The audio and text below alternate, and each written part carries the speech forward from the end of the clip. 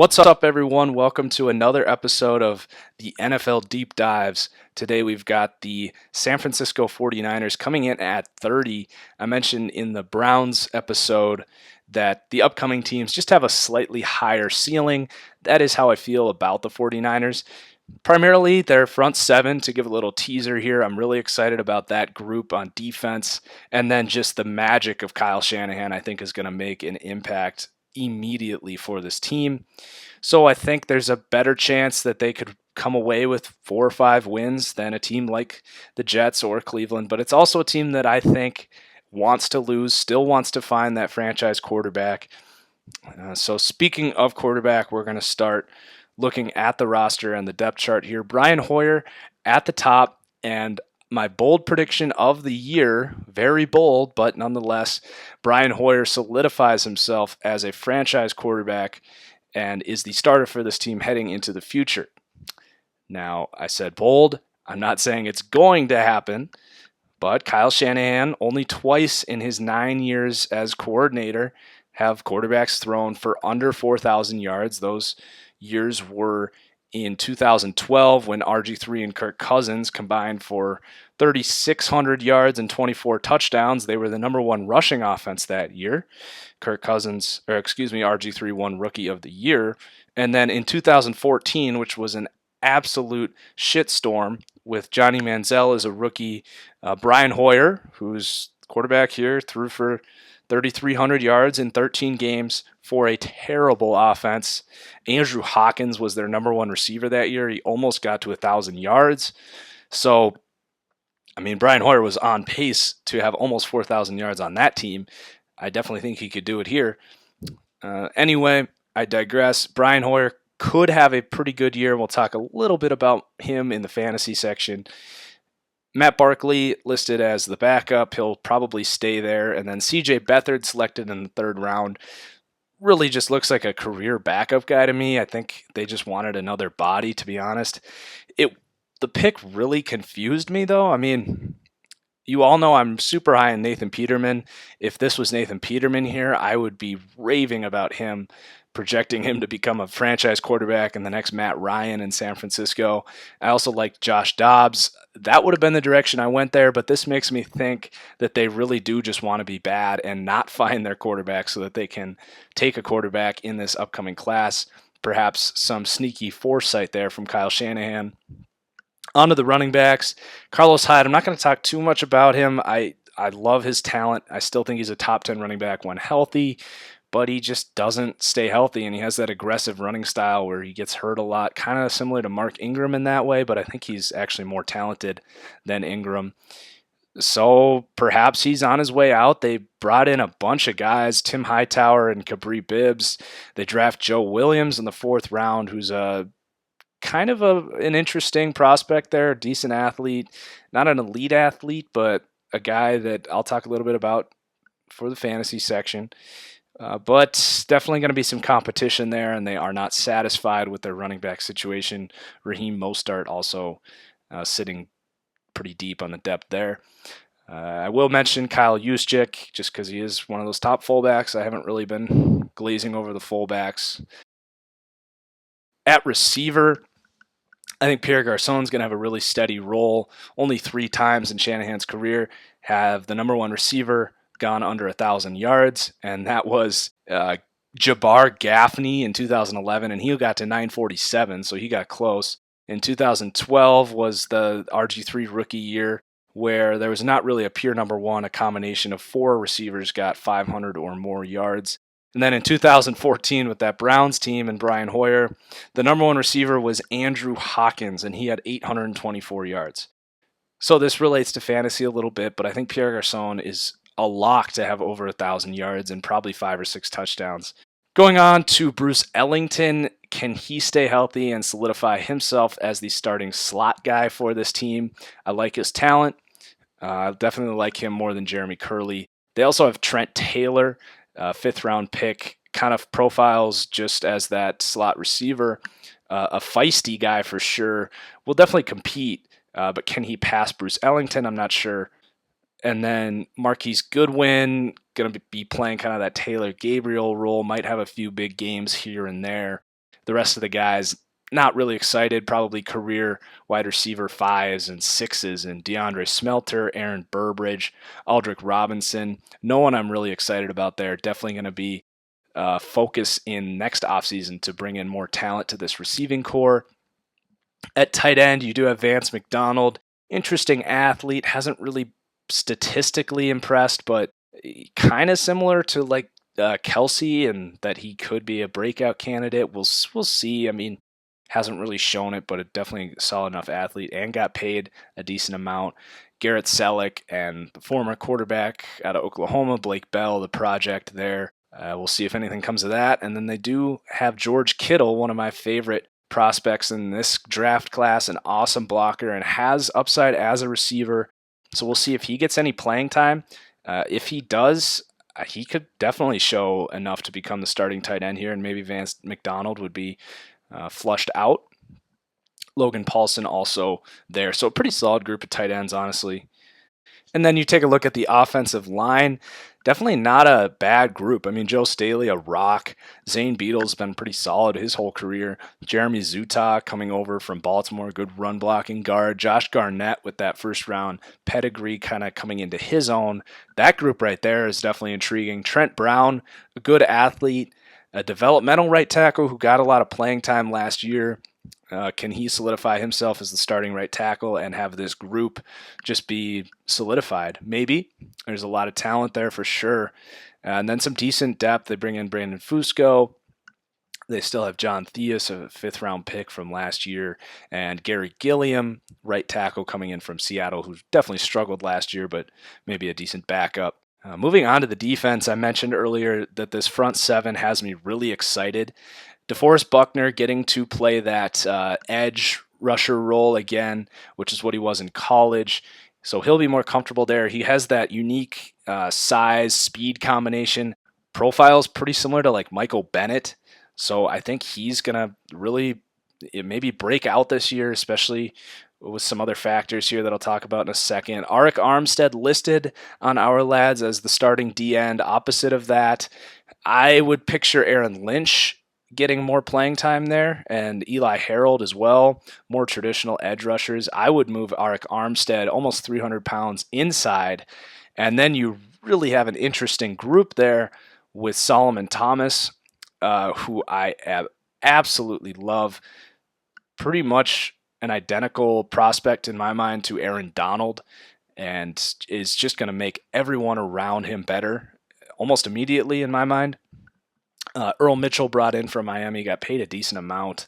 And then they got Quentin Dial, DJ Jones, Tank Carradine, just a bunch of depth there. A lot of rotation. These guys are going to be pretty fresh.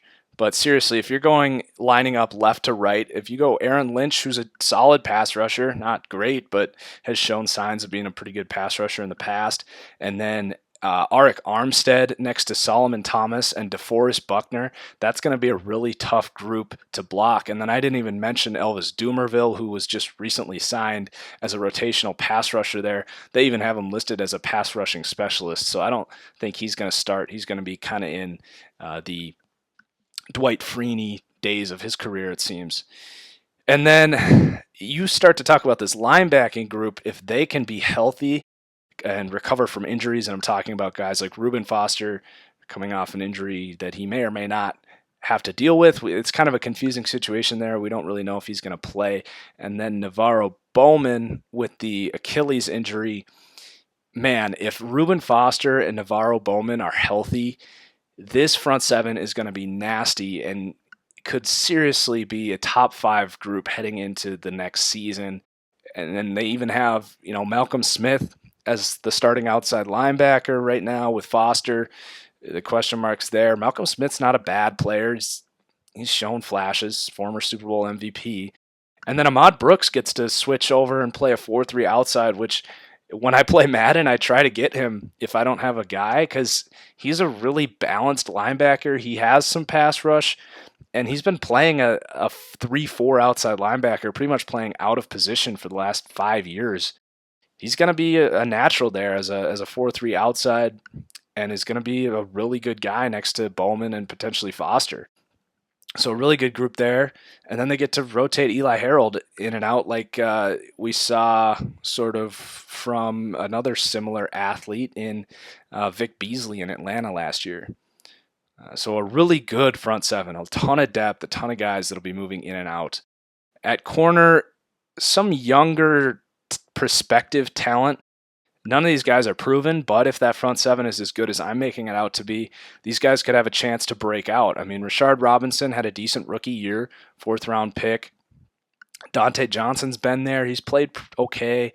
Akello Witherspoon coming out of Colorado, kind of that lengthy prototype corner that these teams are looking for these days.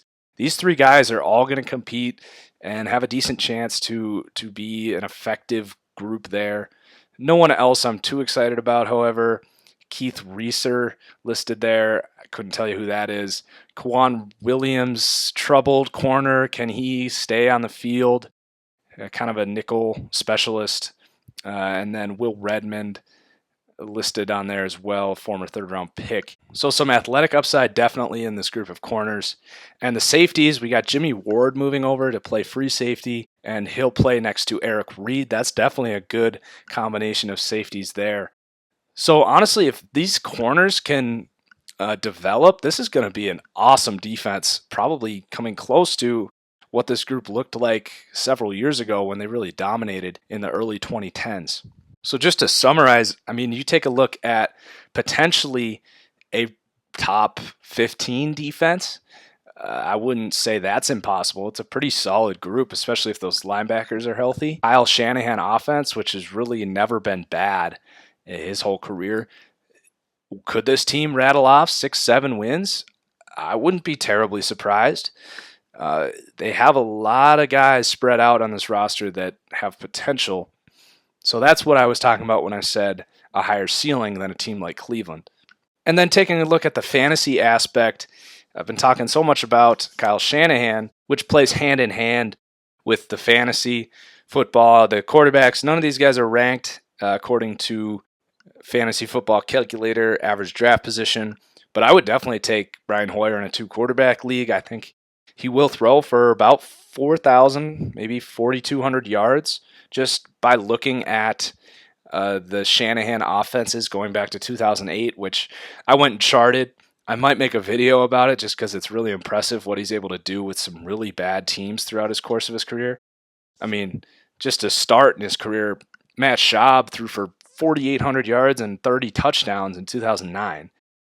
So Brian Hoyer, I think, has a good year. And by the way, Brian Hoyer is only 31, maybe even 30 years old. So he still has a lot of career in front of him. But in a dynasty format, I would not be taking any chances on C.J. Beathard. I don't think there's anything there. At running back, Carlos Hyde is the 16th ranked running back coming off the board in the early 4th round. That's a little too early for my liking. They just don't really seem to be satisfied him, and you pair that with his injury history, negative reports coming out about him in training camp. So I'm kind of staying away from Carlos Hyde, even though I love his talent. I think Joe Williams going 51st in the 13th round. Not a huge fan of that either for a redraft league. I definitely like his upside for a dynasty league. Other than Joe Williams, I'm not interested in any of these guys. I mean, Tim Hightower and Capri Bibbs, if anything, they're just going to eat into Carlos Hyde's workload. Definitely play a role on 3rd down. So not really taking any of these running backs, even though I'm higher on this offense than most people. Where I'm higher on this offense is in the passing game. Pierre Garcon is going in the 10th round. The end of the 10th round is the 40th wide receiver. And that's an absolute steal to me. I think he finishes top 30 wide receivers. Like I mentioned, the number 1 receiver in Kyle Shanahan's offense has been very effective throughout his career. Pierre Garcon himself in 2013 with the combination of RG3 and Kirk Cousins finished with 113 catches, 1,350 yards, and 5 touchdowns. In this offense, can he get 80 catches for 1,000 yards and 6 touchdowns? Absolutely. That's, off the top of my head, that seems about wide receiver 25. So I would definitely take Pierre Garcon in the 10th. I would absolutely take him 8th, 9th round if you feel you have to get him. But I like the upside there for Garcon. If you're in a full point PPR, I would consider Bruce Ellington if it's a deep league. He could absolutely become the slot starter here and get 60, 70 catches this season. Marquise Goodwin, not really interested. Maybe daily fantasy, though, a guy to keep your eye on. Could be having some big Taylor Gabriel-like weeks. And then at tight end, Vance McDonald is not ranked. They rank 18th players at tight end. I like him more than, say, Kobe Fleener, Evan Ingram, and then guys that also weren't ranked, Antonio Gates and Jason Witten, just off the top of my head, guys that are probably going before McDonald. If you're in a deeper league or if you just want a watch list guy, Vance McDonald has some upside just because of the Shanahan offense and his pedigree as former second-round pick, decent athlete, tight end. And dynasty leagues, keep an eye on George Kittle, but you're probably not drafting him. As far as the defense goes, you're probably not taking this defense, but definitely keep an eye on them. Maybe early on in the year, if they start to look impressive, you would consider them in a deeper league. And then just to wrap up with the Vegas odds for this team, their Super Bowl odds are tied for last at 200-1, not touching that. Division odds, 18-1. Seahawks are going to walk away with this division. I'm not going to touch the 49ers there. And then the over-under is 4.5, and that makes it really sticky for me because a part of me believes this team wants to lose and come away with a top 3 pick, get their quarterback. But there's also a piece of me that thinks this is going to be a successful defense and a top 20 offense, playing in a pretty bad division, a team that could definitely get to 5-6 wins if everything starts to click right away, a team that traditionally plays really well at home.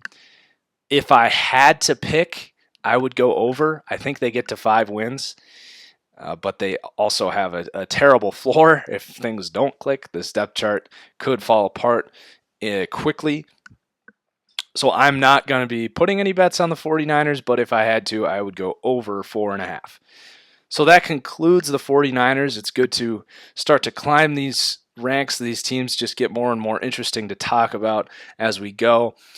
Keep commenting, guys, and let me know what you want me to be talking about, or if you're liking the current format, because that helps me out a ton. And hit me up on Twitter for any fantasy football questions at TFG_football. So that's going to do it. We'll see you for the 29th team next time. Peace out, everyone.